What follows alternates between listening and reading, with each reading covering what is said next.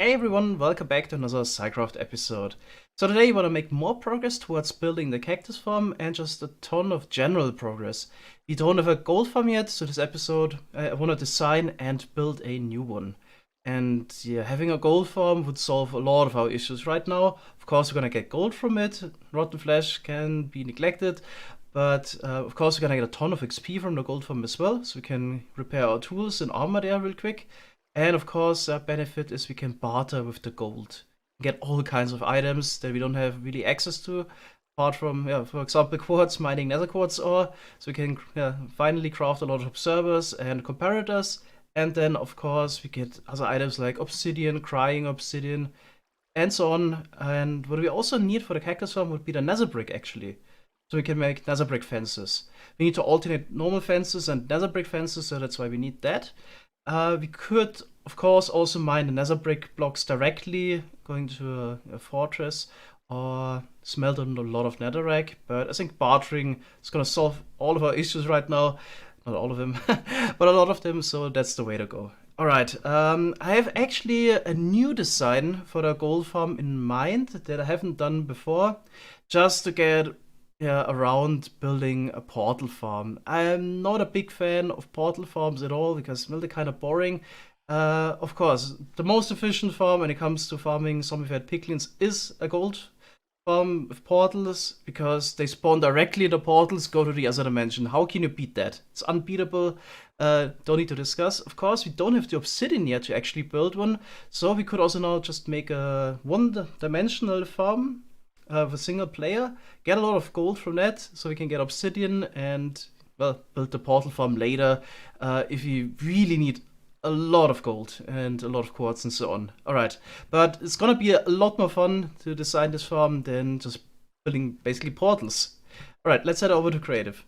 Okay, let's get started. So there's a couple things that are important for the farm: location and biome. So the nether waste biome is perfect for the gold farm because of the type of mobs that can spawn here.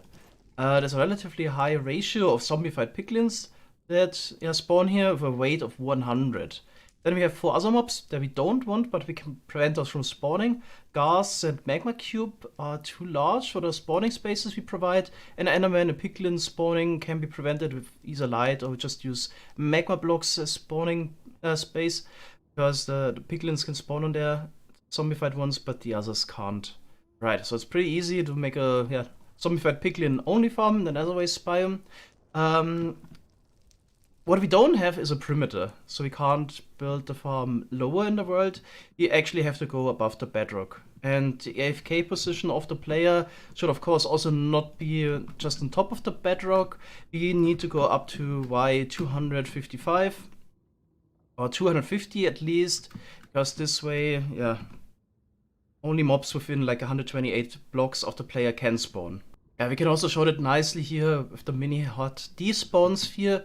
That's how it looks like if you AFK at Y250. So yeah, there's usually only bedrock and no spawnable spaces like 5 blocks below the bedrock. So this is perfectly fine here.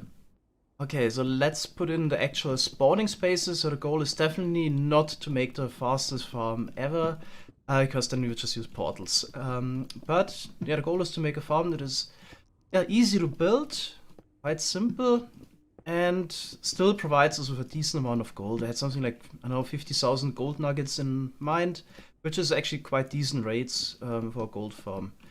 Okay, so we can either use piglin, zombified piglin aggro, so make them angry at the player, so they would rush towards the player, like a donut type of farm, or we use the fact that the piglin are attracted by turtle eggs. That was added in 1.13, and I think that's what I'm gonna go for. It's probably the easiest approach. So I'm actually using mini hut again here to make a little circle with a radius of 11 blocks. So the plan is then just have a turtle egg in the middle, right there. Yeah, and he would try to pathfind towards it, trample it. Can already show it, I guess. Piglin brute, no, zombified. There we go. Then use good old trapdoor trick. Make them fall down. Is this problem again? I think we need a 2 wide gap. turtle eggs, so they would actually Pathfind over. Yeah, okay. Alright, so my plan is to somehow use water in the farm, because we have access to water in the nether, and I think this could be quite helpful. So my idea would have been that we AFK above the spawning spaces, and I get the piglins into a bubble elevator somehow and bring them towards the player. Unfortunately, yeah, there's a problem with it. So if you want to have bubble water, then you can't have waterlogged blocks. There's unfortunately no waterlogged bubble blocks in the game. So this whole pathfinding thing that I was planning to do kinda doesn't work. Because I don't really pathfind into water. That's a shame. I don't think we can make this work somehow. First of all, no bubbles in case we want to use a trapdoor trick. Powder snow also wouldn't help, I guess. Yeah, then I guess we have to have them drop down somehow. Alright, so spawning platform could look like this, I guess. So no matter where the piglins spawn, they would always pathfind towards the turtle eggs. And I think we already saw an issue that, yeah, this issue is quite common in those type of farms, that two piglins get stuck on each other. So what you can do is to widen the gap, because the longer it takes, of course, for the piglins to fall down, the lower the efficiency is. So the limiting factor with all of those mob farms is always the mob cap, and just takes it too long, yeah, then that's not great. So in older versions, could put anvils down. That's what I did, for example, in some farms, or put walls here on the side, so they could nicely pathfind next to each other. But there's actually a documentary I remembered. It was about like panic exits. Like you have a big venue, and then maybe there's a bomb threat or everything, and people just panic and rush towards the exit. I remember it was actually not beneficial when it was just basically a completely open space. There was some like computer simulations, and it showed that it took longer for people to get out of this compared to having a couple like barriers in there, so little poles or stuff like that. So what I now usually do if I have this type of farm, I actually just sacrifice one spawning space and put a couple of blocks down here. Because it's kind of inconvenient to later work with the basically 3 wide gap, or partially 3 wide gap, in order to funnel the zombie piglins into a smaller space. You can see just by having this barrier here, we won't have those pathfinding issues again. So they nicely go through. Sometimes they block each other a little bit, but the result is just so much better. Now we don't have to deal with this wider gap if you would use walls or other type of blocks. So yeah, took a couple of years for me to find out that is actually the best approach. Okay, so we could have all of the piglins dropping down like this, but I'm not sure what comes next. So I just placed down a little bit of powder snow with carpet on top. This actually makes sure that the piglins don't take fall damage. So this works in a way similar to just having like slime blocks with carpet on top. So if you would fall down on this, you still get the slime effect of the bouncing, but there's still carpet on top. It's like solid. And then it's basically the same as with the powder snow. You don't take fall damage on that, but of course you sink through. But if you have the carpet on top, this is basically the perfect solution for not having mobs take fall damage. Yeah, but what's next? We need to get them somehow to the player. So the AFK above the farm. In the middle we already don't have any space to get them up there. They would need to stand a little bit to the side, I guess. So maybe like this, standing above the farm. Yeah, so how do we get the piglins then towards the player? Could now flush them all towards the middle so they fall in the hole, but usually they would get stuck on each other again. Not sure how we can actually use water for this, or where it would be helpful. So I was thinking a little bit what we could do. We could actually just have like a double piston. It gets clogged all the time, pushing the mobs towards the middle, but this would have a downside.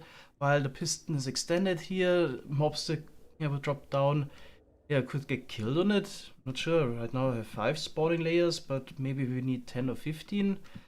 So some mobs would already be lost if you would try this approach, and it's kinda also not that nice. And what happens next if you have all them in a hole there? You have like a water stream pushing into the side, but it's rather slow until they actually, on the side here. Of course, you could again sacrifice some spawning spaces and already have a water elevator here, or maybe only have to farm half-sided.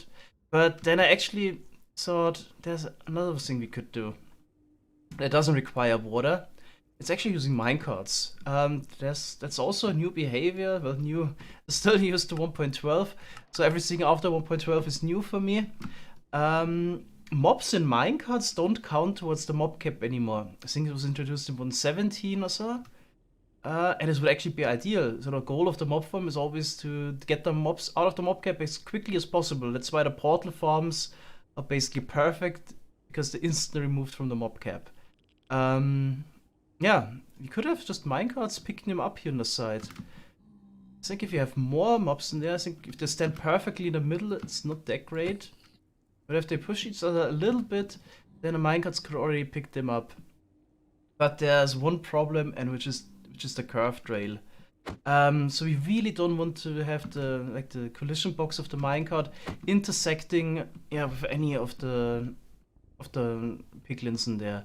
Because from experience, this is a bad thing. So this is gonna create a lot of collisions, and then minecarts will get stuck.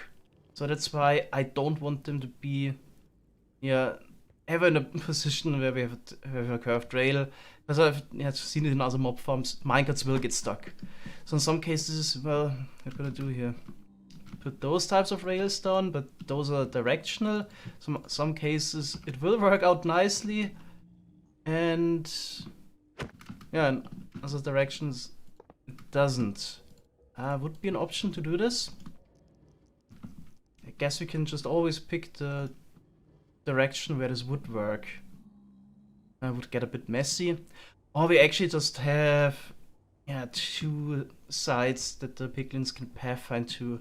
So we're just gonna basically block this side and this side here.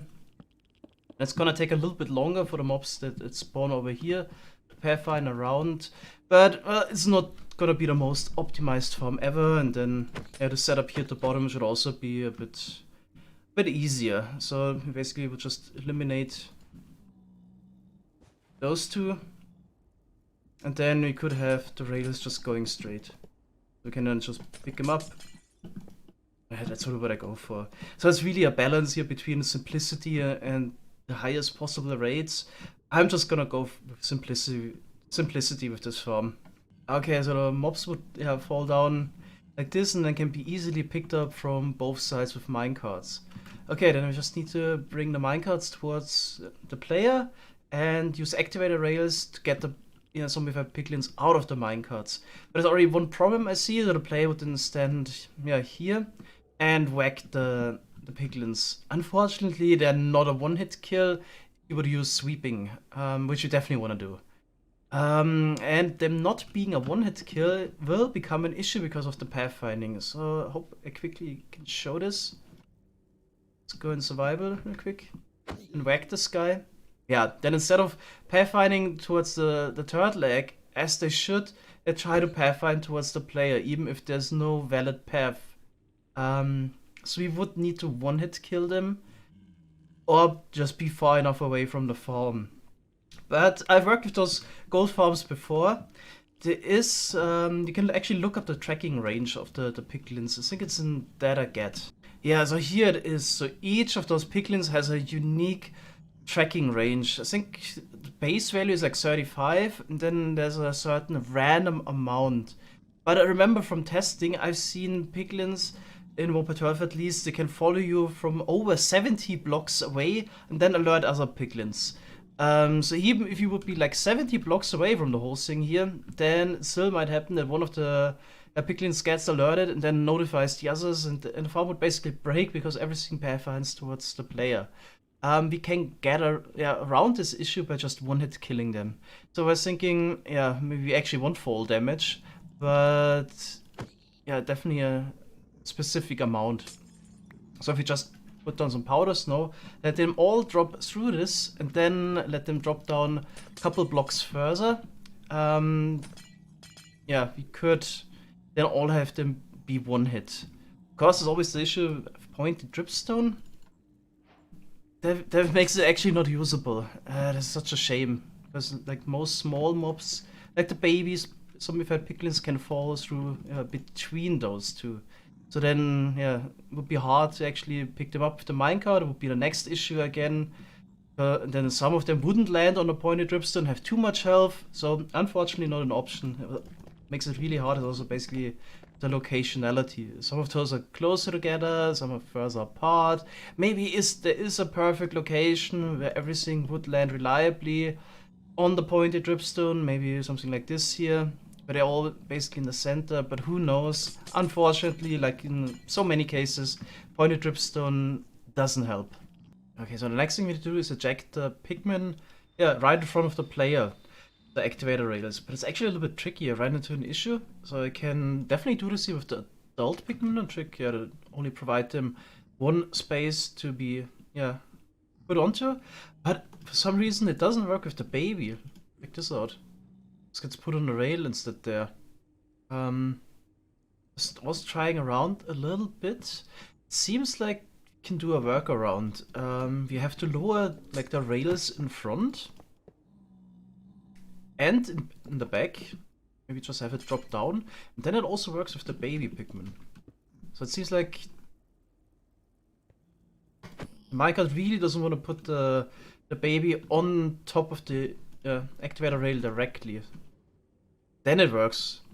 So we can use this trick. Alright, so I've been trying around a little bit. I think this kind of setup looks really promising. The sloped activator rail here. But this ejects both babies and adult Pikmin nicely into a cell. But since we want to use sweeping edge, I'm afraid we are about to play breaking the minecarts. We probably need to just make this 3 wide. Could even have like 2 separate cells. And have the player basically stand in the middle. Wait. 3 wide. Then here would be the other one. I guess, have the player stand here. Hit the armor stand and both cells would be covered. Okay, to spread it out a little bit. I'm not quite sure about it yet, but it might actually become necessary to have even more minecarts and have more activator rails to put the Pikmin into the holding cell. So there's definitely a problem. I didn't find really a block that we could put the Pikmin onto that they would fall through. So ideally we would have like a trapdoor that would be open and then it would still eject them onto the block and they fall through, but this trick doesn't work. But actually came in handy. I also tried powder snow, so I didn't really come up with a nice solution. Of course, we could also have a trapdoor that we open every so often, but as somebody that has worked with minecarts before, I'm just really scared of this. I want a solution that is 100% reliable. So if you would now add a clock that sometimes opens the trapdoor, something goes wrong and then the timing doesn't work out, and the Pikmin can't be ejected and just lands up in the rails somewhere and then everything would get stuck. So I really want a solution that is 100% reliable. So we're going with just a normal block that it would be ejected on. So we got the first setup that puts the Pikmin in nicely, both adults and babies. And now we can also have a second line on top. And this activator rail that puts them onto the same block. But I'm using this trick here because the rail really wants to put all the Pikmin on top of this rail. But it can't because it's open. But there's still, rails on top. As you can see here, puts them in there. Also works with babies. There we go. Yeah, so the developers really thought about this. If the trapdoor would be closed, then it would put them there. Then, of course, then the next minecart gets stuck.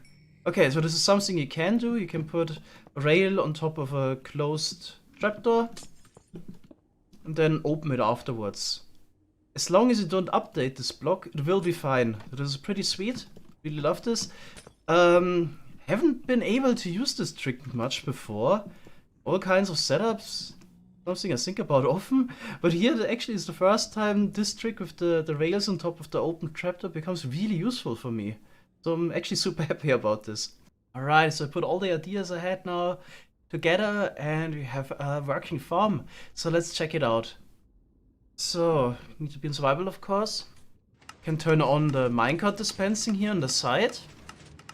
Okay, just gonna stand here and gonna set my client to attack the armor stand every 12 ticks.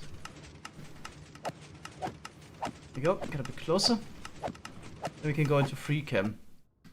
Okay, this is peaceful mode. Let's switch the difficulty to hard. So as you can see, won't take long, and the Piglens spawn and run towards the turtle eggs. Okay, so then they fall through the powder snow to reset their fall height and drop down on the carpet here. So I'm using the carpet here in order to prevent the baby piglins from just running out the side here. Okay, so they basically don't fit into the gap that the carpet, the full block, provides. Okay, yeah, then just have a lot of minecarts going on, picking up the piglins. Also optimize this. You can see no curved rails or something like that. The powered rails are also sloped here.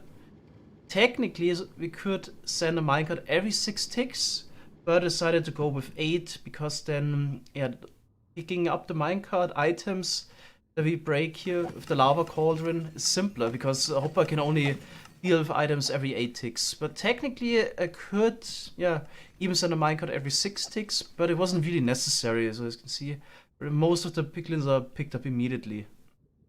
So that works out perfectly. I also didn't need even more minecarts, so that's why, yeah, 4 activator rails are enough.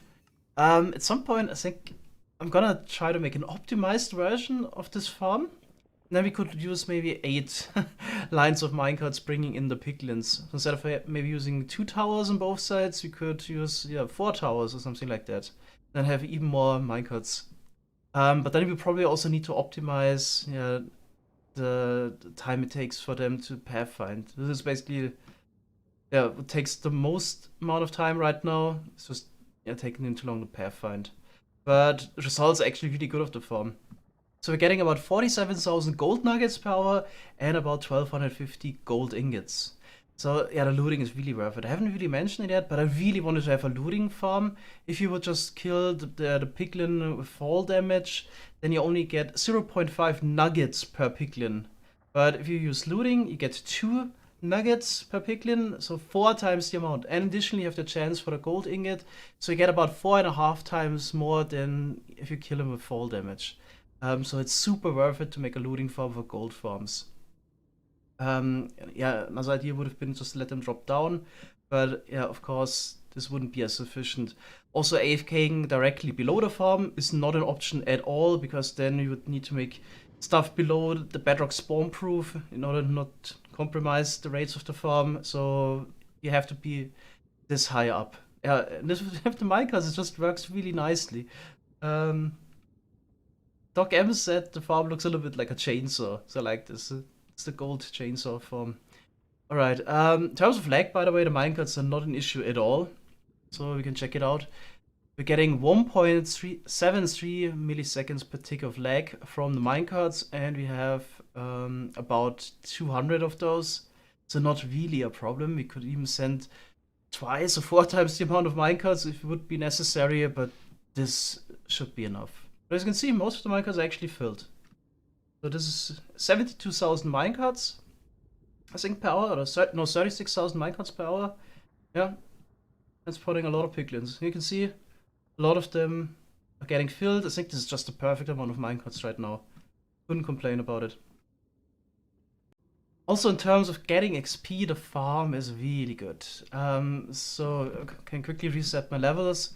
But there's actually so much XP that a player can't even pick it up. So we're getting max XP from the zombified piglins here, which is usually around 150k per hour. You can see. Yeah, can't even pick up all the XP balls, and if I reset my levels, it goes really quick to get up. So this will be definitely sufficient to repair our tools. But eventually, definitely want to build a furnace array setup for tool repairs. Look at it. 15 already. Should be around like 35 seconds, I think, to get to level 30. Yeah, it's really decent. Okay, as you can see, the farm is also not too complicated to build. Really happy with the results. So I want to do something different that isn't portal spam, and yeah, we came up with this. So what I already added as well was a system that deals with all of the items. We're getting about 100,000 items per hour in those cells, and in order to pick those up, we just have a hopper minecart that is getting dispensed every 1.6 seconds, I believe.